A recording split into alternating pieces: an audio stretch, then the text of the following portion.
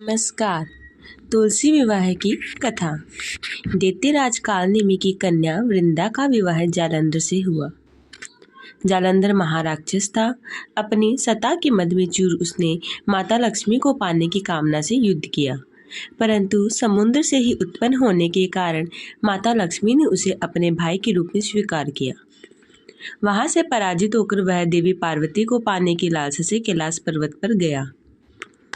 भगवान देवादिदेव शिव का ही रूप धरकर माता पार्वती के समीप गया, परंतु मां ने अपने योग बल से उसे तुरंत पहचान लिया।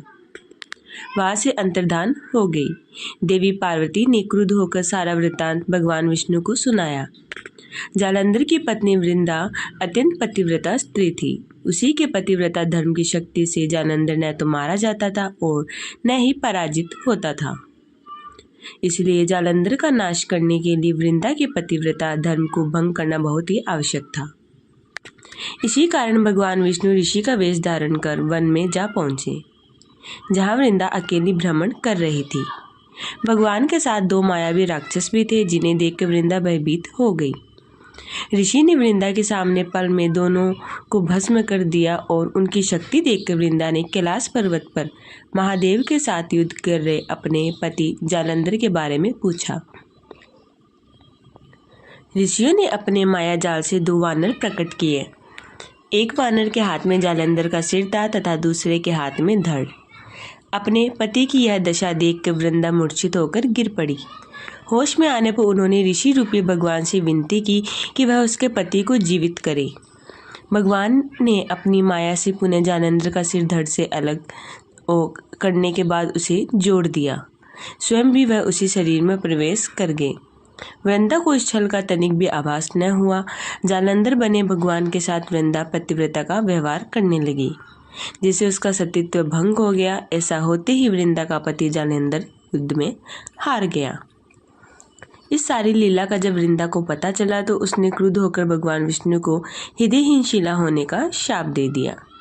अपने भक्त के शाप को भगवान विष्णु ने स्वीकार किया और शालिग्राम पत्थर बन गए। सृष्टि के पालनकर्ता के पत्थर बन जाने से ब्रह्मांड में असंतुलन की स्थिति हो गई और यह देखकर सभी देवी देवताओं ने वृंदा से प्रार्थना की कि वह भगवान विष्णु को शाप से मुक्त कर दे। वृंदा ने भगवान विष्णु को शाप से मुक्त कर स्वयं आत्मदाह कर लिया। जब वृंदा भस्म हुई, वहां तुलसी का पौधा उग गया। भगवान विष्णु ने वृंदा से कहा, हे वृंदा, तुम अपने सतीत्व के कारण मुझे लक्ष्मी से भी अधिक प्रिय हो गई हो। अब तुम तुलसी के रूप में सदा मेरे साथ रहोगी। जो मनुष्य मेरे भी शालिग्राम रूप के साथ तुलसी का विवाह करेगा, उसे इस लोक और परलोक में विपुल यश प्राप्त होगा। ऐसी मान्यता है कि जिस घर में तुलसी होती है, वहाँ यम के दूत भी असमय नहीं जा सकते।